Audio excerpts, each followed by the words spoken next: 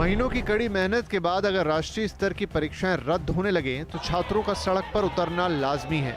NEET की परीक्षा के रिजल्ट में गड़बड़ी को लेकर पहले से हंगामा बरपा हुआ था। गड़बड़ी की आशंका के बाद यूजीसी नेट की परीक्षा रद्द होने से छात्रों का गुस्सा और बढ़ गया है। Indian cyber crime coordination centre ने यूजीसी को परीक्षा में गड़बड़ी की जानकारी दी थी। इसके बाद शिक्षा मंत्रालय ने परीक्षा को तुरंत रद्द कर दिया और मामले की जांच सीबीआई को सौंप दी है। शिक्षा मंत्रालय का कहना है कि वो दोषियों के खिलाफ सख्त एक्शन लेगा। To taking a very prompt action and with the aim to ensure student interest, the ministry has decided to cancel the examination. Next day of examination जल्दी ही कन्वे कर दी जाएगी और इसके साथ ही मैटर को सीबीआई को भी रिफर कर दिया गया है ताकि जो भी पॉसिबल अगर कोई ऐसा इन्वॉल्वमेंट है तो सभी लोगों को उनको खिलाफ कार्रवाई की जा सके। नीट और नेट की परीक्षा में गड़बड़ी को लेकर विपक्षी दलों को मोदी सरकार पर हमला बोलने का हथियार मिल गया है। राहुल गांधी ने दिल्ली में नीट के छात्रों से मुलाकात की। उन्होंने पेपर लीक के लिए मोदी सरकार को जिम्मेदार ठहराया। पेपर लीक का कारण है कि सारे के सारे वाइस चांसलर्स, एजुकेशन सिस्टम को बीजेपी के लोगों ने, उनके पेरेंट ऑर्गेनाइजेशन ने कैप्चर कर रखा है। जब तक ये कैप्चर रिवर्स नहीं किया जाएगा तब तक पेपर लीक चलता जाएगा। इस कैप्चर को फैसिलिटेट नरेंद्र मोदी जी ने किया है। राहुल के आरोपों पर बीजेपी ने भी पलटवार कर दिया। बीजेपी ने कांग्रेस को पेपर लीक की जननी बताया। तो बड़े ही स्पष्टता से कहूंगा कि ये पेपर लीक की पूरे देश में अगर कोई जननी है तो वो कांग्रेस पार्टी और उसकी राजस्थान की अशोक गहलोत जी की सरकार थी।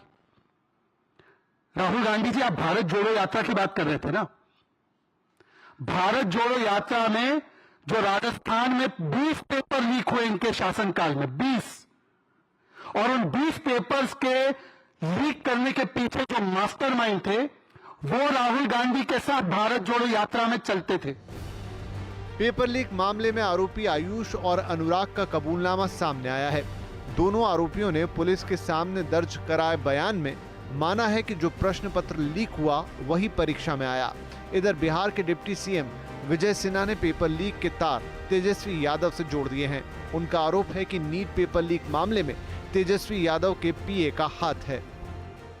तेजस्वी जी अपने आप सचिव प्रीतम कुमार के संदर्भ में स्पष्ट करें कि वो आज भी उनके आप सचिव हैं और गिरफ्तार जेई सिकंदर जादवेंदु के संदर्भ में खुलासा करें कि कौन है ये सिकंदर कुमार जादवेंदु। रांची जेल में मुख्यमंत्री नीतीश कुमार, मुख्यमंत्री लालू प्रसाद यादव जी जब बंद थे तो इनके सेवा सुरसा में लोग कहते हैं कि लगे रहते थे। आरजेडी ने नीट पेपर लीक को लेकर लगे आरोपों का खंडन किया है और बीजेपी पर निशाना साधा है। जो युवाओं के भविष्य के साथ खिलवाड़ हुआ तो इस पर तो पूरी जिम्मेदारी भारत की सरकार की है और केंद्र की सरकार इस पूरे मामले में कहीं न कहीं घिरता हुआ दिखाई पड़ा। पेपर लीक मामले में बिहार से लेकर दिल्ली तक जांच तेजी से चल रही है। सवाल यह है कि क्या नीट और नेट जैसी परीक्षाओं में इतनी बड़ी गड़बड़ी को बर्दाश्त किया जा सकता है? सियासी आरोप प्रत्यारोप अपनी जगह हैं। पेपर लीक करवाने के लिए बड़े स्तर पर जो परीक्षा माफिया काम कर रहा है उसकी भनक सरकारों को क्यों नहीं लगी? क्या बिना राजनीतिक और अधिकारियों के संरक्षण के ऐसे रैकेट चल सकते हैं? और एनटीए जैसी संस्था अगर बिना गड़बड़ी के परीक्षा नहीं करवा पा रही है तो ऐसी संस्था की जरूरत क्यों होनी चाहिए? इधर शिक्षा मंत्री धर्मेंद्र प्रधान ने कहा है कि नीट पेपर लीक मामलों में दोषियों के खिलाफ कड़ी कार्रवाई की जाएगी। उन्होंने ये भी बताया कि सरकार एक हाई लेवल कमेटी बनाने जा रही है जो एनटीए की फंक्शनिंग पर सुझाव देगी। सरकार एक हाई लेवल कमेटी गठन करने जा रही है जो इस बार प्रकरण में एनटीए के संबंध में, मैंने पहले भी कहा है एनटीए के संबंध में कई विषय सामने लाया है। एनटीए की स्ट्रक्चर, एनटीए की फंक्शनिंग, एग्जामिनेशन प्रोसेस, ट्रांसपेरेंसी और डाटा सिक्योरिटी प्रोटोकॉल को और इम्प्रूव करने के लिए उस उच्च स्तरीय कमेटी से रिकमेंडेशन अपेक्षित रहेगी। हम जीरो एरर की परीक्षा के लिए प्रतिबद्ध है। तो शिक्षा मंत्री कह रहे हैं कि जीरो एरर के लिए प्रतिबद्ध हैं, लेकिन फिलहाल तो ये है कि अब इस पूरे मामले का क्या होगा। इस समय सब कुछ अधर में लटका हुआ है। मामला माननीय सुप्रीम कोर्ट के पास भी है, 8 जुलाई को सुनवाई होनी है। इस बीच रोज कुछ ना कुछ नए नए खुलासे हो रहे हैं, कुछ गिरफ्तारियां हो रही हैं, कुछ चीज़ें सामने आ रही हैं। आरोप प्रत्यारोप की राजनीति भी अब अपने चरम पर है धीरे धीरे। तो क्या इसमें होगा, तो इसके 2-3 हिस्से बन गए। एक तो इस पर जो भी सियासत हो रही है वो आ गई, दूसरा जो नए खुलासे हो रहे हैं उसमें भी सियासत घुसी हुई है, वो भी आ गया। कुछ गिरफ्तारियां हैं, वहाँ से जो खुलासे हुए हैं वो भी चौंकाने वाले हैं। और अंततः सबसे बड़ा सवाल कि ये सब तो ठीक है, चलेगा, कमेटी बनेगी, होगा, लेकिन अभी बच्चों का क्या होगा, उसका क्या होना है। जो 24 लाख बच्चों का भविष्य अचानक से अधर में लटक गया, वहाँ पर हम कैसे न्याय कर पाएंगे। तो यही कुछ सवाल होंगे, इसकी हम बातचीत करेंगे। और आज जो पैनल हमारे साथ है वो थोड़ा पॉलिटिकल है। अभी तक हमने इस पर कई कार्यक्रम किए जहाँ पर छात्र आए या इसमें कोचिंग से जुड़े हुए लोग आए या टीचर्स आए या ऐसे लोग आए जो पढ़ाई लिखाई से सीधे संबंधित है। लेकिन चूंकि अब सियासी पारा इस पर काफ़ी गर्म है, तो आज थोड़ी पॉलिटिकल बातचीत भी यहाँ पर होगी। कार्यक्रम में शामिल हो रहे हैं बीजेपी के प्रवक्ता धनंजय गिरी, कांग्रेस की प्रवक्ता पूजा त्रिपाठी, आरजेडी की प्रवक्ता Kanchana Yadav, national institute of open schooling के पूर्व चेयरमैन प्रोफेसर सीबी शर्मा और कैरियर पॉइंट के सीएमडी प्रमोद महेश्वरी। आप सभी का बहुत बहुत स्वागत है। तो धनंजय गिरी साहब, अब भी काफ़ी कुछ हो गया। आज ही के दिन की हम बात करें तो राहुल गांधी साहब आ गए, वो सीधे सीधे आरोप लगा गए, उन्होंने प्रधानमंत्री तक का नाम ले दिया। उसके बाद बीजेपी की तरफ से भी प्रेस कॉन्फ्रेंस हुई और आपने कांग्रेस को जननी बता दिया इसका। अब शिक्षा मंत्री जी कह रहे हैं कि इस पर एक हाई लेवल कमेटी का निर्माण करेंगे जो कि एनटीए का पूरा जो कामकाज है उसकी समीक्षा करेगी। ये सब चीज़ें ठीक है, लेकिन फिलहाल जो हो गया उसका क्या। विपिन जी, सरकार बिल्कुल सजग है और संवेदना के साथ छात्रों के साथ हम खड़े हैं। छात्रों के भविष्य के साथ किसी तरह का खिलवाड़ नहीं होना दिया जाएगा और सरकार इस पर पूरी कार्रवाई करेगी, सजगता करेगी। और एक हाई लेवल कमेटी बनाने की जो बात आई है, एक परीक्षा है जिस पर कुछ डाउट हुआ कि यहाँ कुछ माल फंक्शनिंग हो रही है, उसको कैंसिल किया गया। दूसरा, न्यायालय के अधीन है, न्यायालय के निर्णय की हम प्रतीक्षा कर रहे हैं। और जो छात्रों ने मान लीजिए जिसने कंप्लीट किया है उसका भी देखना है कि एक बच्चे को भी ये न लगे कि हमारी मेहनत जाया गई। हमारी सरकार संवेदनात्मक रूप से इसको देख रही है कि एक भी विद्यार्थी को ऐसा ना लगे। और साथ साथ हम उन तमाम छात्रों से निवेदन करेंगे कि आप विश्वास रखिए, ये सरकार जीरो टॉलरेंस की सरकार है। नीट को नीट एंड क्लीन किया जाएगा और सारी चीजों की जांच होगी और वो एक एक आदमी पकड़े जाएंगे। जो कोई भी इस माल प्रैक्टिसिंग में, इस गलत चीजों में जो भी साझेदार होंगे, हमें कांग्रेस, आरजेडी, बीजेपी से ऊपर उठ करके एक बात है, ये देश रहना चाहिए, इस देश के बच्चों का भविष्य रहना चाहिए। इस देश के उन तमाम युवाओं को जिन्होंने लगातार परीक्षाएं दी हैं, लगातार तैयारियां की हैं, सबसे पहले उनको हमें ढाढ़स बनाने की जरूरत है, उनको विश्वास दिलाने की जरूरत है कि सरकार आपके साथ है, सही निर्णय लिया जाएगा, आपके लिए बेहतर से बेहतरीन किया जाएगा। और रही बात तो हमारी सरकार, हम सरकार में भी हैं, सरोकार में भी हैं, लेकिन अब कौन किस पर क्या आरोप लगा रहा है, कौन कहाँ पकड़ा जा रहा है, इधर गेस्ट हाउस में कौन मिल रहा है, किसका मामा फूफा किसको बुला रहा है, ये सब SIT जांच में है, पुलिस की जांच का हिस्सा है। पुलिस की जांच से सच का सच निकल करके आएगा, दूध का दूध और पानी का पानी हो जाएगा। पता चल जाएगा कि कौन कौन इसमें शामिल है, किसकी क्या भूमिका है, कौन क्या कर रहा है, और उसकी जांच करके सरकार सरोकार के साथ छात्रों के बेहतर भविष्य के निर्माण के लिए मैं इतना ही आपको मुतमईन और आश्वस्त कर सकता हूं कि पकड़े जाएंगे। जो कोई भी इसमें गड़बड़ किया होगा, हम सरकार उसको बख्शने नहीं जा रही है, उसको छोड़ने नहीं जा रही है, उसको किसी हाल में माफी नहीं मिलने जा रही है। जिस किसी ने भी भारत के भविष्य के साथ खिलवाड़ करने की कोशिश इसमें एक सवाल मेरा ये है धनंजय साहब कि ये जो एनटीए का मामला है, ये अब तो जब लोग ही सड़क पर उतर आए, छात्र सड़क पर उतर आए और ऐसी गलती हो गई जिसको छुपाना संभव ही नहीं था, तो मामला यहां तक पहुंचा, लेकिन एनटीए पर लगातार सवाल उठे हैं। और देखिए, आपने तो एक परीक्षा रद्द भी कर दी कल अचानक, शायद इसी वक्त या उसके आसपास वो निर्णय आया, ब्रेकिंग न्यूज की तरह दिखा कि भाई नेट की परीक्षा को रद्द की जा रही है। तो एक ऐसी एजेंसी जिसकी फंक्शनिंग को लेकर चीजें स्पष्ट नहीं है, तो ये अभी का मामला तो ठीक है, लेकिन क्या इस पर किसी की नजर नहीं पड़ी, विद इन द गवर्नमेंट उस पर ध्यान नहीं गया, शिक्षा मंत्रालय से चूक हो गई, हुआ क्या? नहीं, जैसे जो परीक्षा रद्द हुई उस पर हमें लगा कि भाई इस पर कुछ ना कुछ गड़बड़ है, जैसे ही कुछ स्मेल आया उसको तुरंत हमने कैंसिल किया। और दूसरी बात, जो दूसरा एग्जाम है वो हाई कोर्ट के अधीन है, कोर्ट न्यायालय के अधीन है। जब न्यायालय उस पर निर्णय करेगा अकॉर्डिंगली हम उसके हिसाब से चलेंगे। और जांच एजेंसियां इसको जांच कर रही है, और जैसा धर्मेंद्र प्रधान जी ने भी बताया आपको कि हाई लेवल कमेटी बनेगी और जांच किया जाएगा। आप शायद मेरा सवाल नहीं समझे धनंजय साहब। मेरा कहने का मतलब है कि हाई लेवल कमेटी बने, जांच हो जाए, वो सब तो ठीक है। आप सोचिए, नेट में भी 9 लाख छात्र, नीट में 24 लाख छात्र, इतनी मेहनत होती है, 2-2, 3-3 साल की, 4-4 साल की, आप परीक्षा रद्द कर देंगे। अब वो उसका एक तरीका हो सकता है कि किसी के साथ अन्याय ना हो, लेकिन बहुत सारे स्टूडेंट तो ऐसे भी रहे होंगे जिनका कोई कसूर नहीं है, जिन्होंने तो बहुत अच्छे से एग्जाम दी होगी, जिनका हक बनता है वो नंबर पाना, पर वो भी उसमें पिसेंगे। खैर, आगे देखते हैं, इस पर और चर्चा खोलेंगे, तब आगे चलेंगे। मेरा प्रश्न थोड़ा ये था कि जो सब कुछ हुआ इतने समय से, क्या हम इसको रोक सकते थे?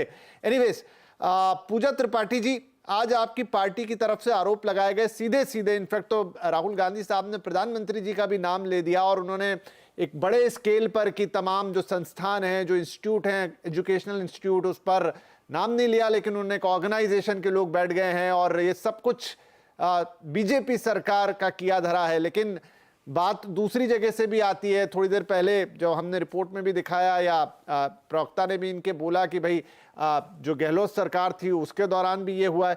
क्या राजनीतिक पार्टियां, उनकी जो पोजीशन है, उनकी जब सत्ता होती है, उनकी जब सरकार होती है, उन लोगों ने ये जो शिक्षा वाला मामला है इसको अपना धंधा जैसा बना लिया है क्या? देखिए विपिन जी, आपकी एक बात बहुत अच्छी लगी। मैं इस बात से शुरू करना चाहूंगी कि जब आपने बताया कि बच्चे बहुत मेहनत करते हैं। मैं डॉक्टर हूँ और मैंने 3 साल इस ये एग्जाम की तैयारी की है, और मेरे साथ मेरे पूरे परिवार ने तैयारी की, मेरे माता ने, मेरे पिता ने। तो आज ये 24 लाख बच्चे नहीं, आज 24 लाख परिवार आहत हैं इससे। जो ये पूरा systemic organised camp crime corruption चल रहा है बिहार में, ईओयू के धर्मेंद्र प्रधान जी ने आज ये बात स्वीकारी है, इस बात की अकाउंटेबिलिटी ली है। पर बड़ी बात यह है कि महज 1 हफ्ते पहले धर्मेंद्र प्रधान जी बोल रहे थे कि ये पॉलिटिकली मोटिवेटेड प्रोटेस्ट है और एनटीए बिल्कुल सही काम कर रहा है। आज उनकी भाषा शैली ही डिफरेंट थी। ये एक अलग बात है कि इकोनॉमिक ऑफेंसेस यूनिट पटना ने एनटीए को 3 बार चिट्ठी लिखी थी कि हमने कुछ बच्चों को क्वेश्चन पेपर हूबहू उसी क्वेश्चन पेपर के साथ पकड़ा है, पर एनटीए पे कोई कार्यवाही नहीं की गई थी। आज धर्मेंद्र प्रधान जी ने तो गोधरा का नाम ही नहीं लिया, जो जय जलाराम स्कूल में 6 बच्चे टॉपर निकले हैं वहां से, और वहां पे पेपर लीक हुआ है।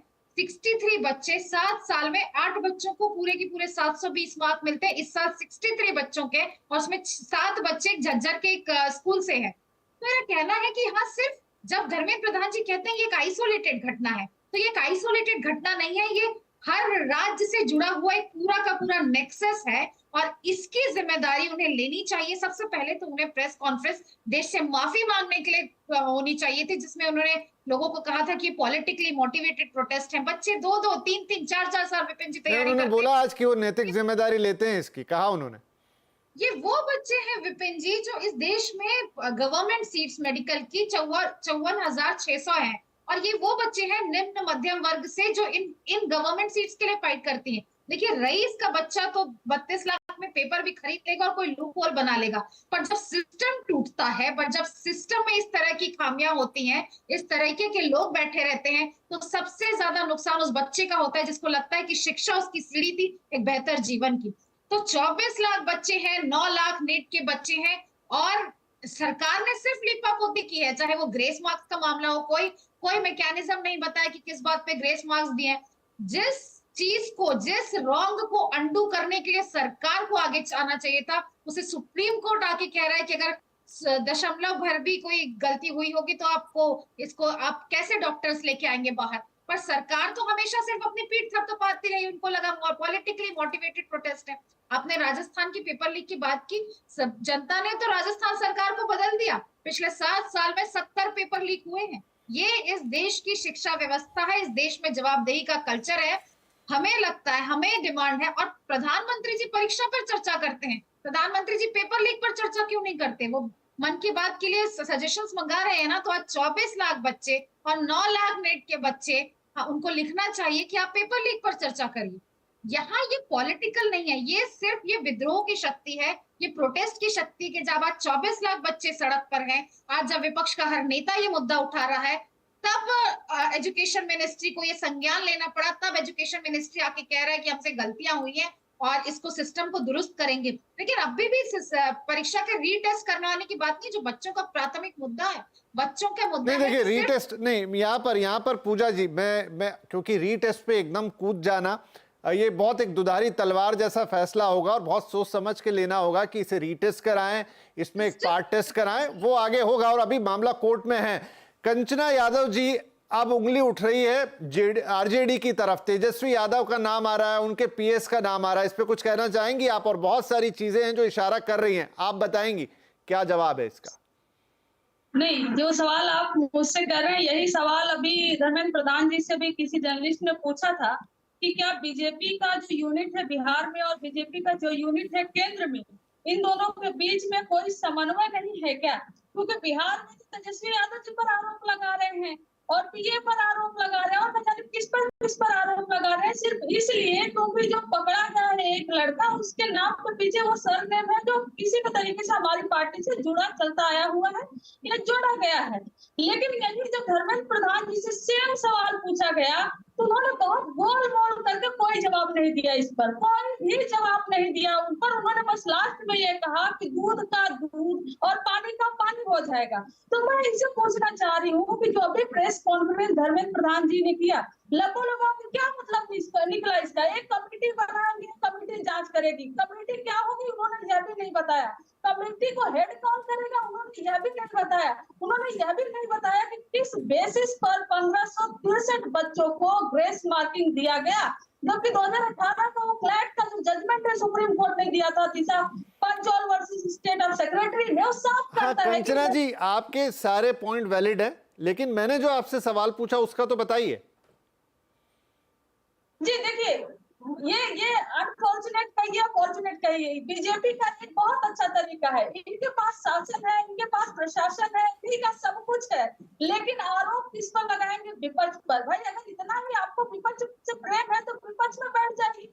इसका हम तो कह रहे हैं ना कि आप जांच करवाइए, बिना जांच करवाए हुए आप किसी का ऐसे नाम उछाल देते हो। मैं आपको एक एग्जांपल देती हूँ, ये मैं जरूरत नहीं समझती थी, लेकिन आपने दोबारा पूछा तो मैं बताती हूँ।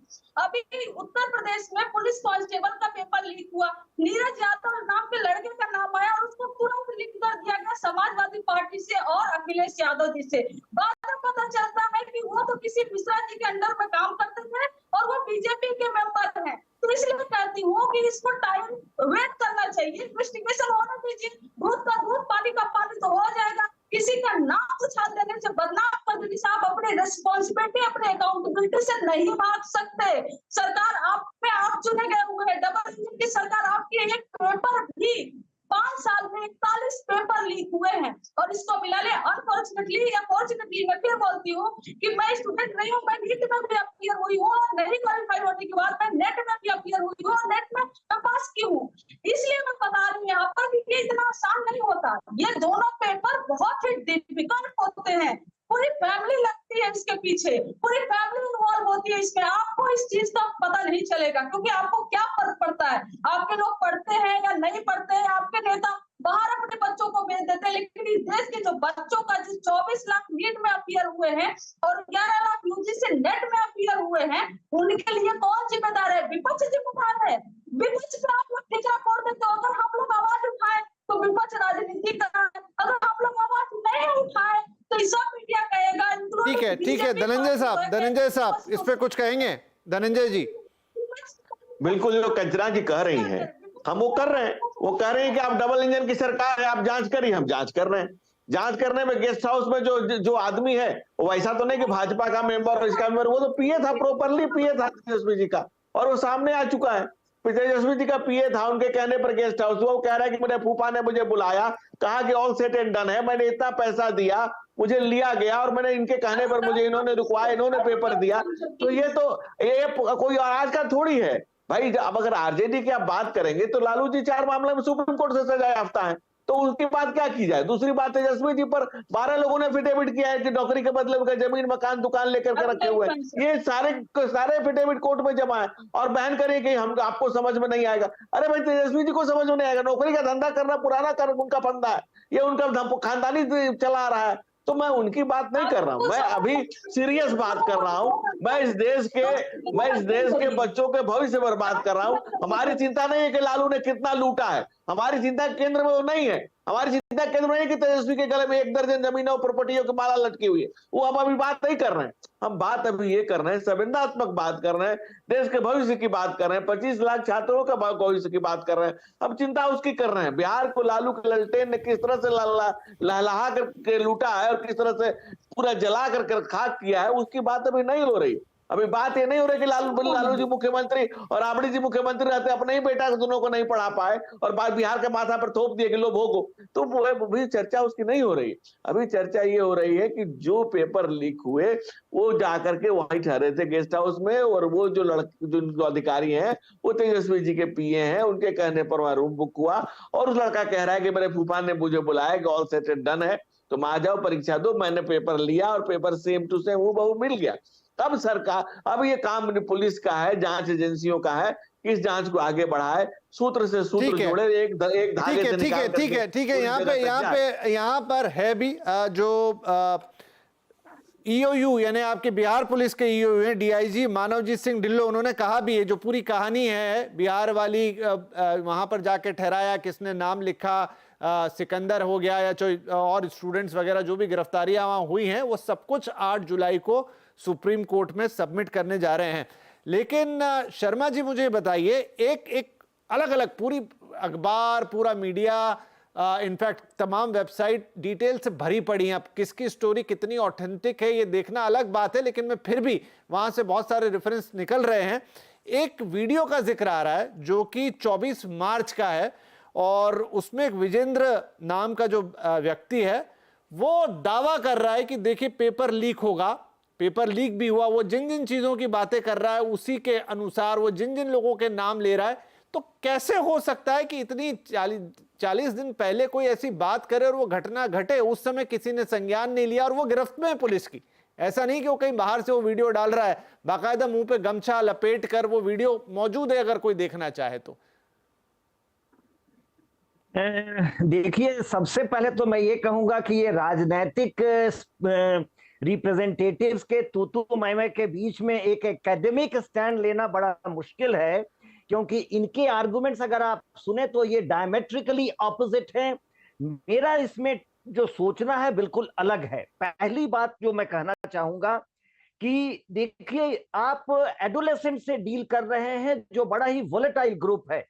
अगर 23,33,000 बच्चों में केवल 1,25,000 को दाखिला मिलेगा, ज्यादा को नहीं मिलेगा, और जिसको नहीं मिलने वाला है उसको कहीं से ये भरोसा हो जाए कि हमको भी मिल सकता है तो वो आपके साथ हो जाएगा। और हम पा रहे हैं कि जो राजनीतिक प्रवक्ता हैं वही आग में घी डालने का काम कर रहे हैं।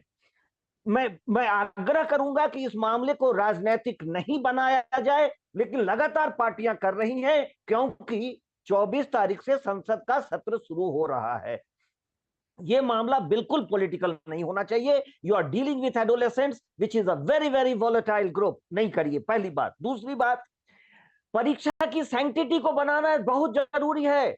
आज बीजेपी सरकार में है, कल कांग्रेस सरकार में होगी। आज आप ध्वस्त कर देंगे इमेज एनटीए का, कल आप सरकार में आके क्या करेंगे?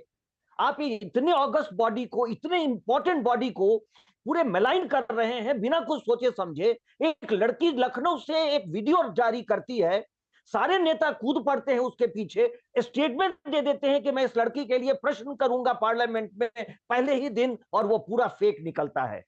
ये राजनीतिक दल क्या करेगा, ये नेता क्या करेंगे? और पूरे देश को आपने परेशान कर दिया कि इस लड़की के साथ कितना अन्याय हो गया। वो लड़की बिल्कुल झूठ बोल रही थी और वो 2 साल 3 साल पहले भी ऐसा ही फेक वीडियो निकाली थी। मेरा आग्रह होगा राजनीतिक पार्टियों से, एज एन एकेडमिक, मैं बिल्कुल एकेडमिक स्टैंड ले रहा हूं और मैं बिल्कुल आग्रह कर रहा हूं, पॉलिटिकल स्टैंड ना लें। अब जहां तक रही बात इस इशू की, मैं 2 बातें कहना चाहूंगा।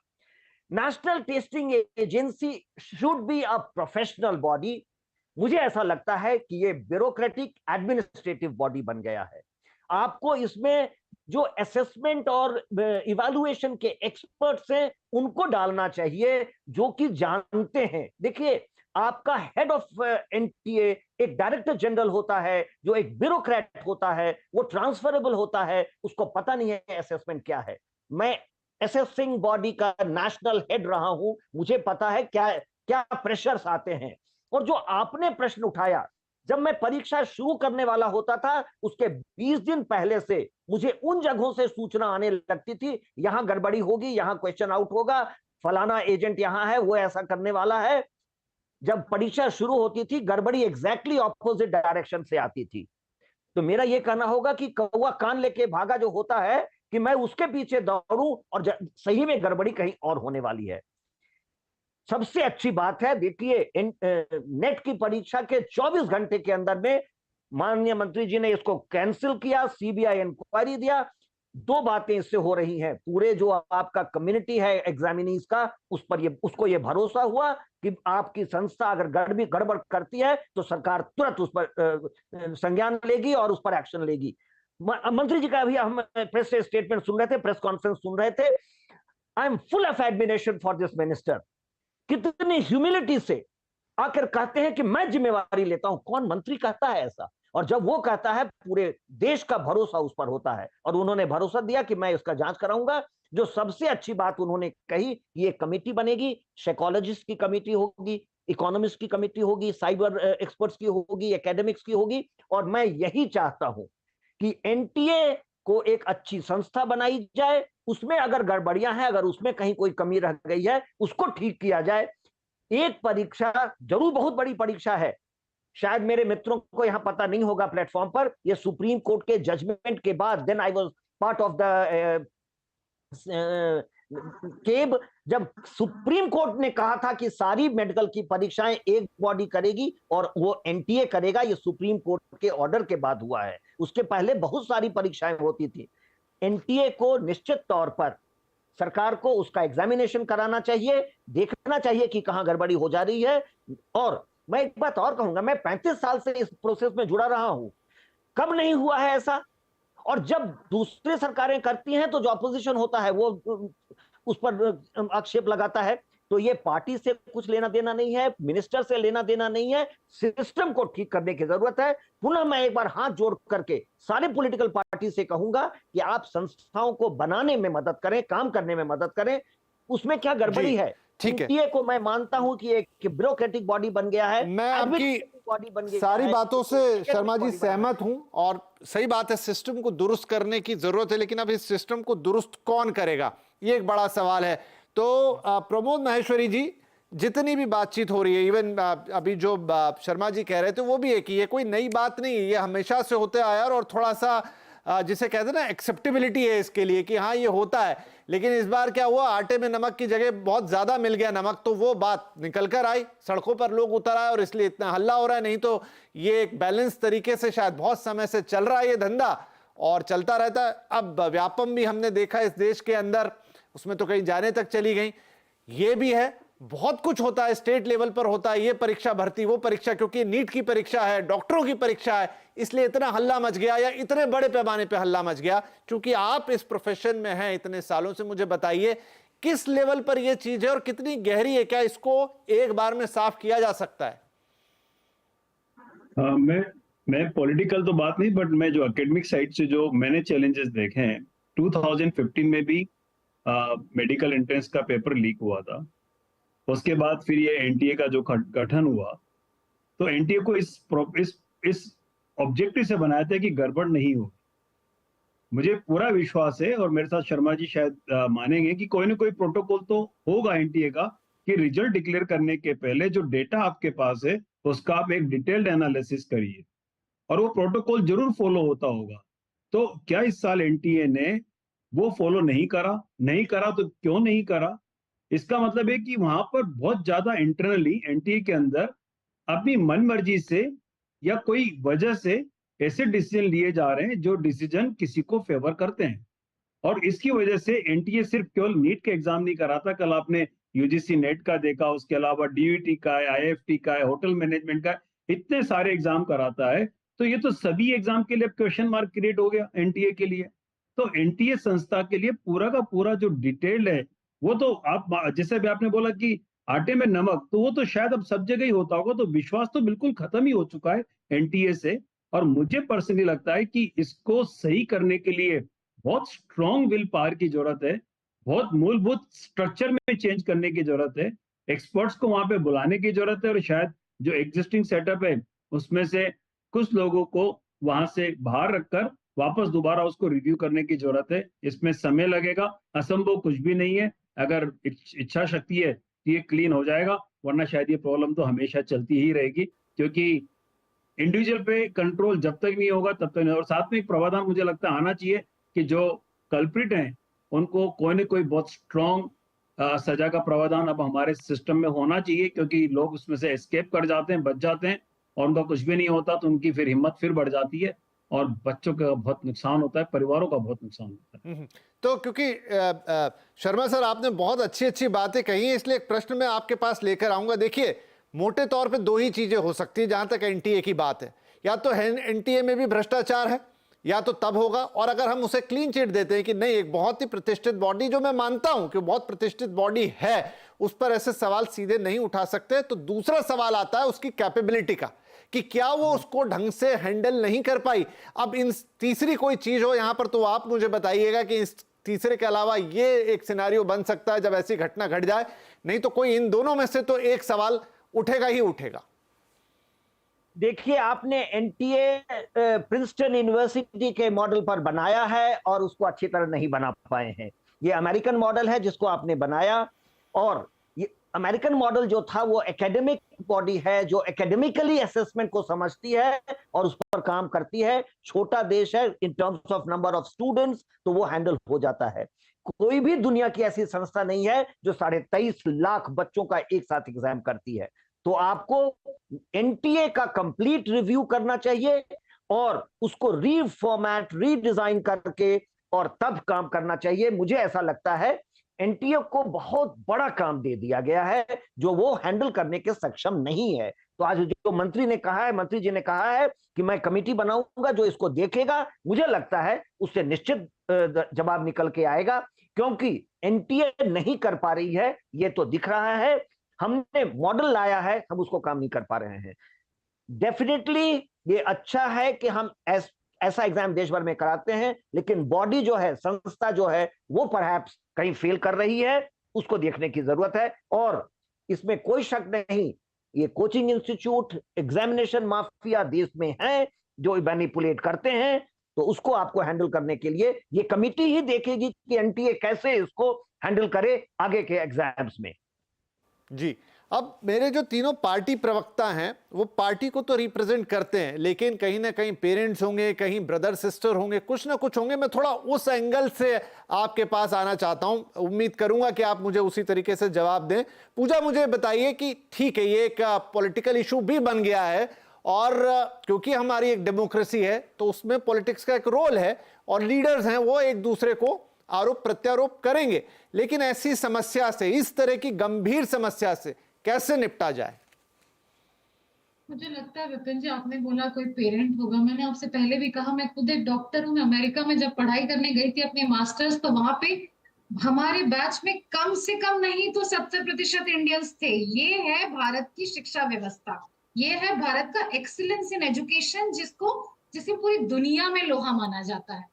तो मैं ये कह रही हूँ कि आप जवाबदेही तो तय करनी पड़ेगी। अभी शर्मा जी की बाकी सारी बातों से मैं सहमत हूँ, पर जब वो मंत्री जी की तारीफ करते हैं तो मुझे लगता है इस मैटर का जब तक पॉलिटिसाइजेशन नहीं हुआ था, जब तक इस मैटर को विपक्षी पार्टियों ने अपने पूरे डंके की चोट पे नहीं उठाया, सवाल नहीं किया था, तब तक तो धर्मेंद्र प्रधान जी एनडीए की बड़ी तारीफें कर रहे थे और बोल रहे थे ये पॉलिटिकली मोटिवेटेड प्रोटेस्ट है, आज उनके सुर बदले हुए थे।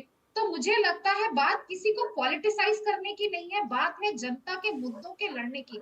बात हमारे यहाँ 24 लाख बच्चों की है, 24 लाख परिवारों की है, और जब तक जवाबदेही का पूरा चेन इस देश में नहीं शुरू होता है, ऊपर से लेकर नीचे तक, मंत्री जी से लेकर उस हैंडलर तक जिसने पेपर पहुंचाया बच्चों को एक दिन पहले तक, तब तक ये व्यवस्था नहीं सुधरेगी। जो मैं कह रही हूँ पिछले 7 साल में 70 पेपर लीक हुए हैं, तो ये बच्चे हैं, ये नेताओं के बच्चे नहीं है जिनको बीसीसीआई मिल जाता है या फॉरेन यूनिवर्सिटी चले जाते हैं। ये वो बच्चे हैं जो अपने सालों की परीक्षा के लिए तैयारी करते हैं, अपने घर से दूर रह के, माँ बाप पेट काट के इनको परीक्षा की तैयारी कराते हैं और पेपर लीक हो जाते हैं।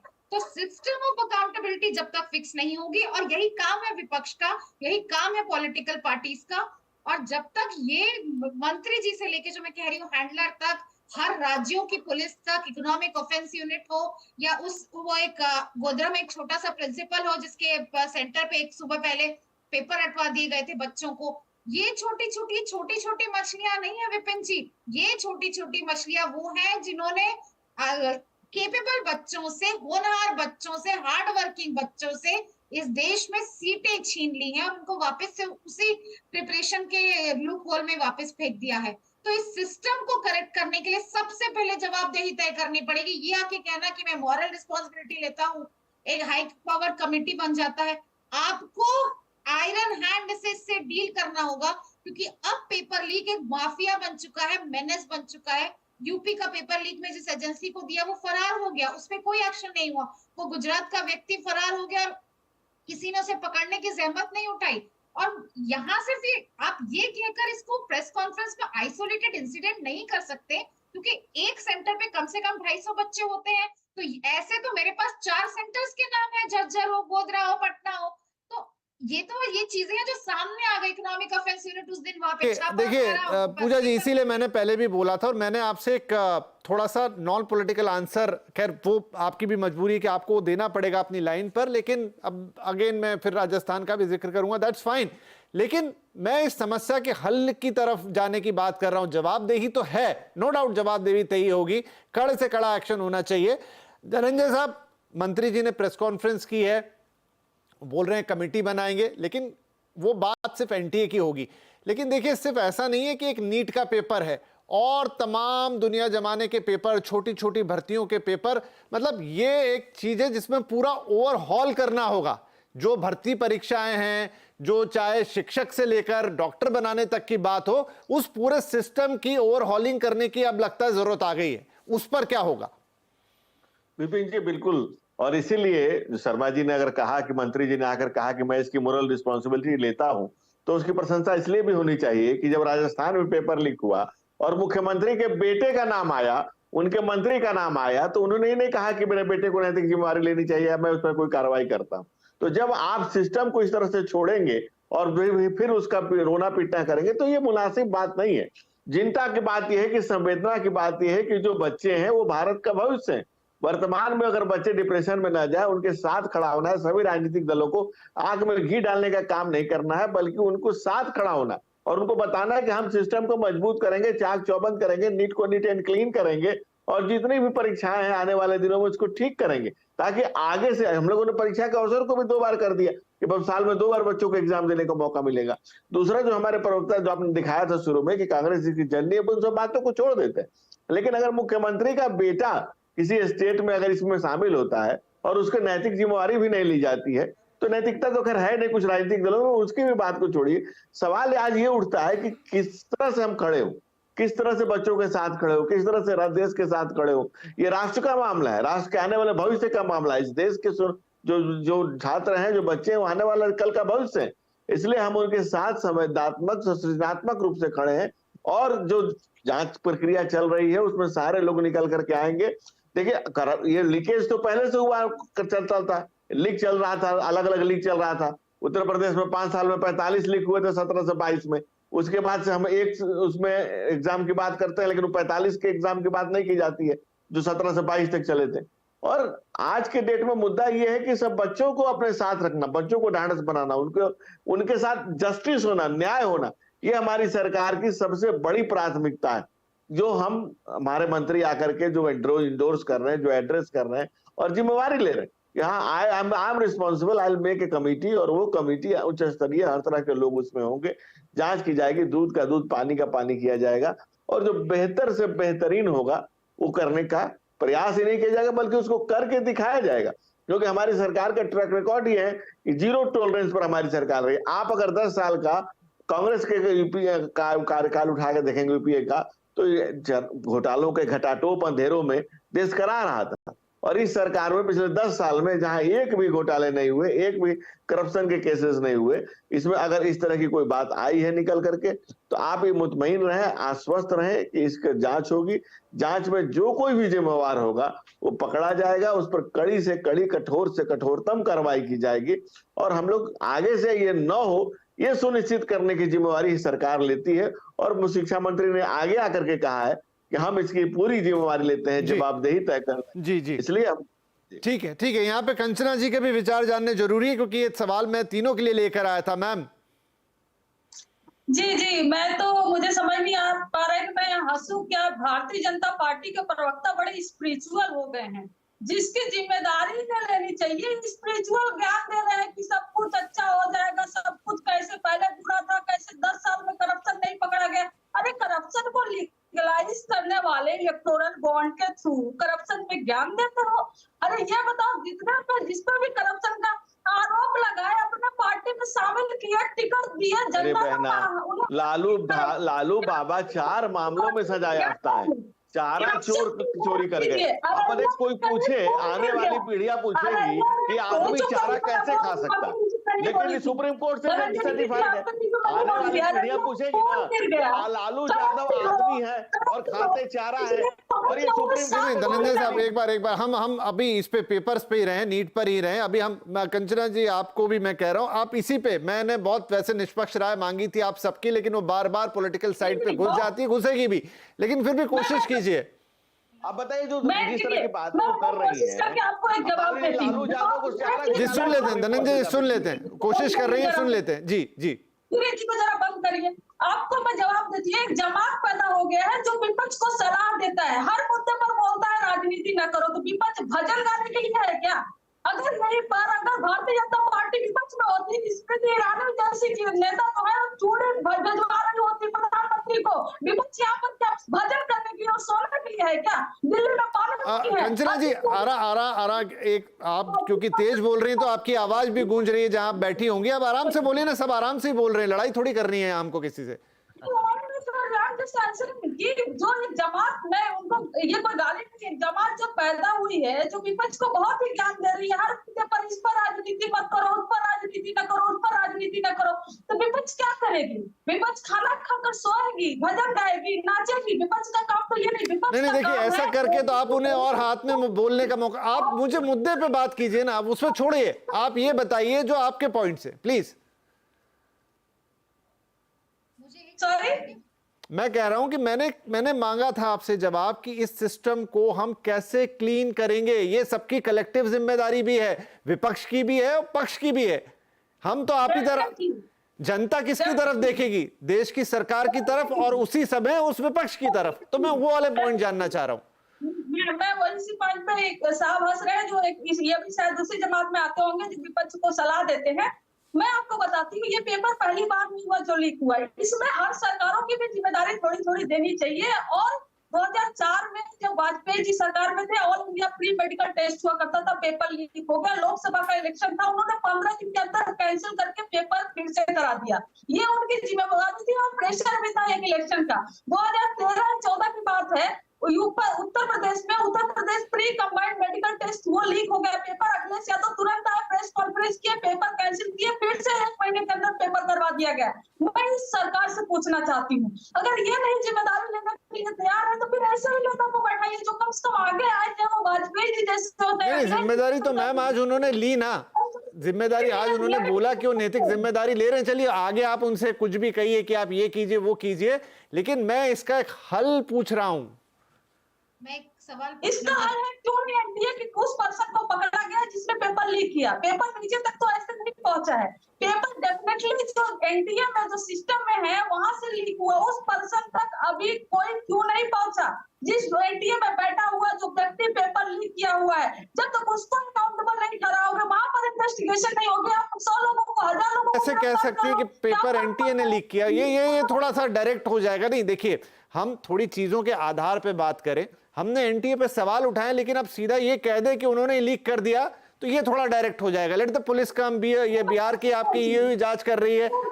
कैसे पहुंची, पेपर कैसे पहुंची, हवा में उड़कर गई या फिर नहीं, वो ठीक है, लेकिन आप स्टेप बाय स्टेप जाएंगे उसकी तरफ। नहीं, मुझे ऐसा लग रहा है कि क्योंकि तेजस्वी जी का नाम आ गया तो आप बहुत ज्यादा डिफेंड करने में बात को दूसरी दिशा में खींच रही। मैम, एक छोटा अभी और समय बाकी, एक छोटा ब्रेक ले रहा हूं। ब्रेक के बाद इस चर्चा को आगे बढ़ाएंगे, लेकिन मेरा प्लीज फिर से निवेदन है कि हम मामले की गंभीरता को समझते हुए उस लिहाज से बात करें। प्लीज, छोटा सा ब्रेक।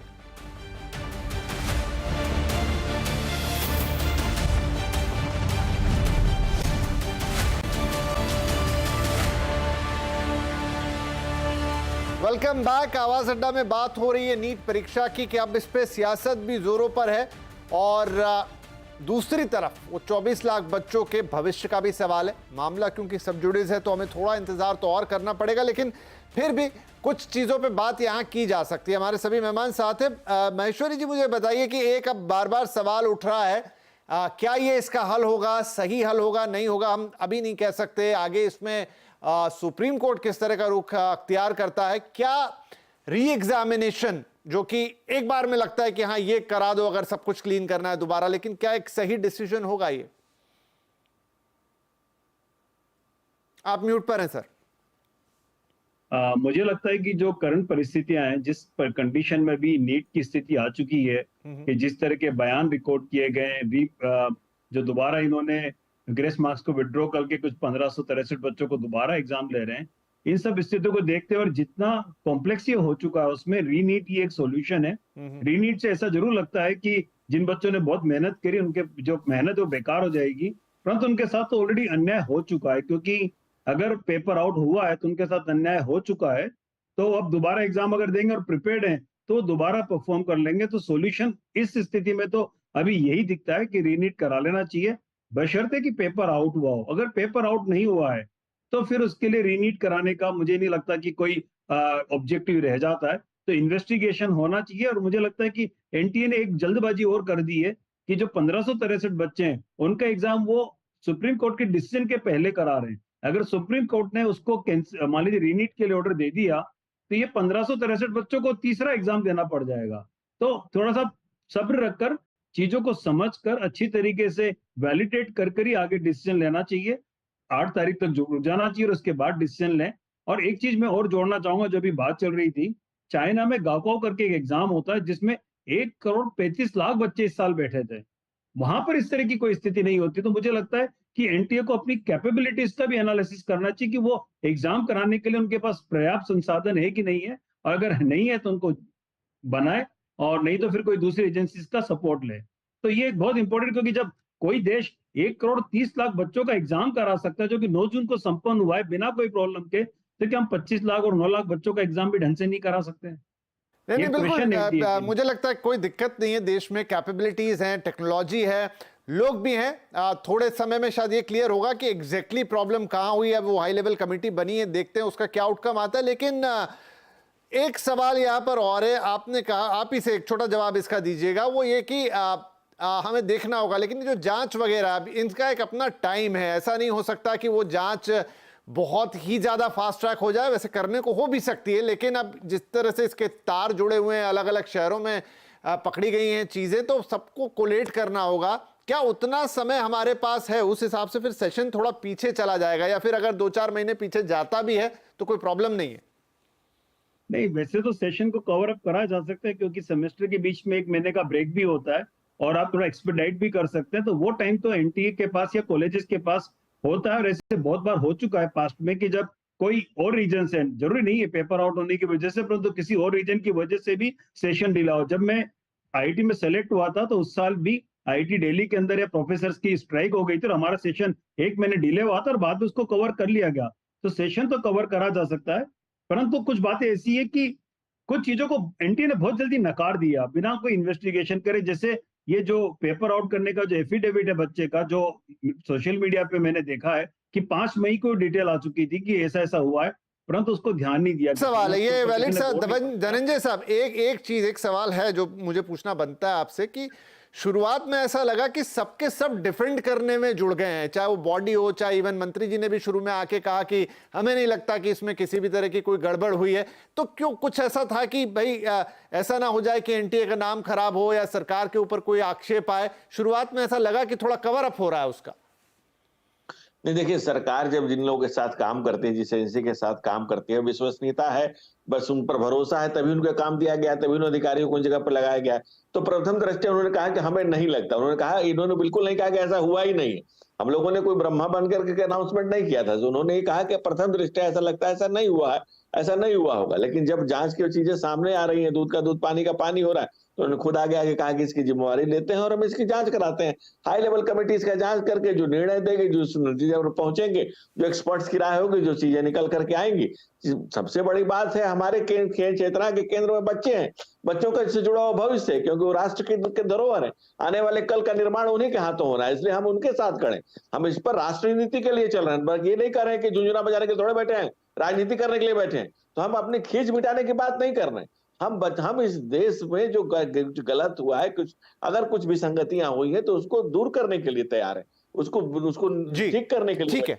ठीक है शर्मा जी, एक सवाल ये, और वो कई एक्सपर्ट से पहले भी राय आई, क्योंकि हमने नॉन पॉलिटिकल पैनल्स भी इस पर काफी कर ली अब तक, और वो ये है कि क्यों जब ये इतनी बड़ी परीक्षा है तो इसको जैसे जेई होती है वैसा एक ऑनलाइन एग्जाम क्यों ना बनाया जाए? क्यों इसे वो मैनुअल पेंसिल से वो मार्क्स भरने वाली एग्जाम के पैटर्न पे कराया जाए? इस पर आपके क्या विचार है? क्या उससे उसमें पारदर्शिता या सिक्योरिटी बढ़ती हुई नजर आएगी? देखिए, मैं एक बात आपको पहले बता चुका कि सुप्रीम कोर्ट ने ये आदेश दिया था कि पूरे देश में मेडिकल का एग्जाम एक एग्जाम के थ्रू करिए और सारे गवर्नमेंट और प्राइवेट कॉलेजेस का एडमिशन उसी से होगा, और उसी के बाद ये एक एग्जाम होना शुरू हुआ है। तो मुझे लगता है कि सरकार भी इसमें कुछ नहीं कर सकती है। सरकार को पुनः सुप्रीम कोर्ट के पास जाना पड़ेगा अपना पूरा प्लान लेकर के, और सुप्रीम कोर्ट को आग्रह करना पड़ेगा कि आप पुराने आदेश को वापस लें, क्योंकि ये आदेश है सुप्रीम कोर्ट का, वो जजमेंट। मैं पैटर्न ऑफ एग्जाम की बात कर रहा हूं सर, कि वो ऑनलाइन जैसे जेई होता है, क्या वैसे नहीं कराया जा सकता? नहीं, आपकी आवाज बीच में कट गई थी। जी, मैं पूछ रहा था पैटर्न ऑफ एग्जाम, क्योंकि अभी भी पेपर का बटना, पेपर का छपना, बच्चों का पेंसिल से उसमें भरना आंसर शीट में, मैं कह रहा हूं कि जैसे जिस पैटर्न पे जेई एग्जाम होती है ऑनलाइन, क्या वो इसका एक बेहतर विकल्प होगा इसे ज्यादा सिक्योर और विश्वसनीय बनाने के लिए? विपिन जी, मैं देखिए जल्दीबाजी में ये बात बिल्कुल नहीं कहूंगा, क्योंकि मैं समझता हूं कि असेसमेंट एंड इवैल्यूएशन क्या प्रोसेस होता है। आपको एक उदाहरण दूं, दिल्ली सरकार लगातार कह रही थी पेंडेमिक के समय में कि आप 12वीं की परीक्षा ऑब्जेक्टिव टाइप क्वेश्चन से कर लीजिए। वो घातक है। आप क्या टेस्ट करना, किन कॉम्पिटेंसीज को चेक करना चाह रहे हैं? इसीलिए जो मैं पहली बार भी बोला, ये एक प्रोफेशनल बहुत टेक्निकल जॉब है जो टेक्निकल एक्सपर्ट्स को हैंडल करना चाहिए। पब्लिक प्लेटफॉर्म पर बैठ के हमको बिल्कुल ये नहीं कहना चाहिए कि आप ऑनलाइन कर लीजिए, आप ऑब्जेक्टिव से कर लीजिए।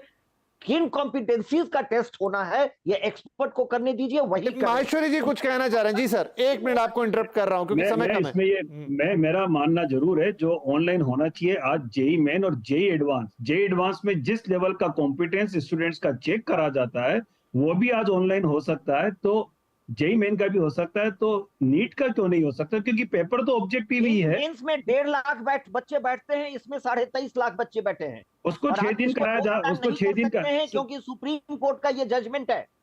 शर्मा जी, मेरा मानना ये है, मैं हो सकता है आपकी तरह उस बात को समझता नहीं हूं, परंतु मेरा मानना है कि जेई मेन 6 दिन तक अलग अलग स्लॉट में कराया जाता है। इस तरीके से अगर इसमें ज्यादा बच्चे हैं तो 6 की जगह पर आप इसको 20 दिन 30 दिन तक अलग अलग स्लॉट में करा लीजिए। परंतु जो पेपर का प्रिंट होकर जो सेंटर से लीकेज होता है, वो सब कुछ जो इश्यूज हैं कम से कम वो कंट्रोल होने लग जाएंगे और एक ट्रांसपेरेंसी और बढ़ेगी। चलिए हम ये मेरा एक थोड़ा वृहद सवाल है और एक हद तक ये बात सही भी कि ये डिटेल्ड प्रोसेस है, इसको थोड़ा एनालाइज करके इस पे बात करेंगे। लेकिन शर्मा जी, तमाम एक्सपर्ट्स की तरफ से ये सवाल आए थे, बट ठीक है, मैं आपकी बात मान रहा हूं। यहाँ पे एट लास्ट धनंजय साहब, एक बड़ा एश्योरेंस आपसे चाहिए, और ये मैं देश के तमाम करना चाहता हूं पहले कि आप बंद करें। जी, मैं तमाम अभिभावक, मैं कंचना मैम को एक बात, बड़ा उनकी बात से मैं बड़ा प्रभावित हूं। उन्होंने कहा कि हम राजनीति ना करें तो क्या भजन करें। मैं एक प्रश्न करना चाहता हूं कंचना मैम। सॉरी सर, क्योंकि समय, मैं माफी चाहूंगा शर्मा जी, मेरा समय बिल्कुल समाप्त हो गया है। जाने से पहले धनंजय साहब, सिर्फ आपसे एक आश्वासन जो देश के तमाम माता पिता और बच्चों के लिए होगा, यहां से सरकार जो भी कदम उठाएगी, जो भी आज मंत्री जी ने कहा है और बाकी चीजें हो रही हैं, सभी बच्चों के साथ जल्द से जल्द न्याय करने की पूरी कोशिश और पूरे फोर्स के साथ वो कोशिश होगी। नहीं होगी, बल्कि ये न्याय होगा और बिल्कुल होगा और होकर के रहेगा। मुतमईन रहें, आश्वस्त रहें, निश्चिंत रहें। और राष्ट्र के मैं उन तमाम युवाओं से कहना चाहूंगा कि आप आने वाले भारत का भविष्य हैं, इसलिए आप इत्मीनान रखें। और हमने परीक्षाओं के भी अवसर को 2 बार किया है और संभावनाओं को बढ़ा रहे हैं, लगातार बढ़ा रहे हैं, अवसरों को बढ़ा रहे हैं। ठीक है, आपका ये आश्वासन बहुत लोगों ने सुना होगा धनंजय साहब, तो उम्मीद करते हैं कि जल्दी, अभी क्योंकि सुप्रीम कोर्ट में भी मामला है, वहां पर वो क्या कहते हैं, उसके अलावा आपकी जो कमेटी है वो क्या काम करती है। बस हम ये चाहते हैं कि बच्चों के लिए जल्द से जल्द उनकी चिंताएं मिटे। वो बहुत स्ट्रेस में इस समय, वो और उनके माता पिता, वो उनसे हटे। और आगे चलते हुए हम और चर्चा करेंगे कि कैसे इस पूरे परीक्षा के सिस्टम को बेहतर बनाया जाए। आज इस कार्यक्रम में शामिल होने के लिए आप सभी का बहुत बहुत धन्यवाद।